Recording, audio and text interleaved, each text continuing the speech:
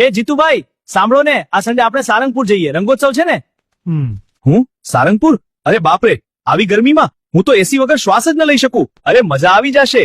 મહંત સ્વામી મહારાજ પોતે કેશુડાનો પ્રસાદીનો પવિત્ર રંગ વરસાવશે. આશીર્વાદનો અવસર છે ભાઈ.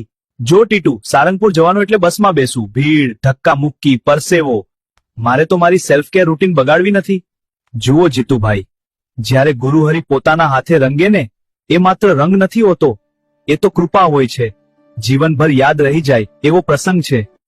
પણ મારે વહેલા ઉઠવું પડે ને, સવારે 4 વાગે નીકળવું. મારે સન્ડે એટલે તો સ્લીપ ડે હોય છે. બસ આ જ તકલીફ છે તમારી. સુવામાં ને સુવામાં જ જીવનની મજા ચૂકી જાય છે ભાઈ.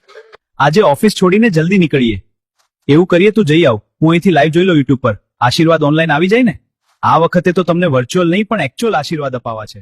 કેસરીયો ગુલાલ ઉડે રે આજ, રંગોત્સવ આવ્યો સારંગપુર ધામ.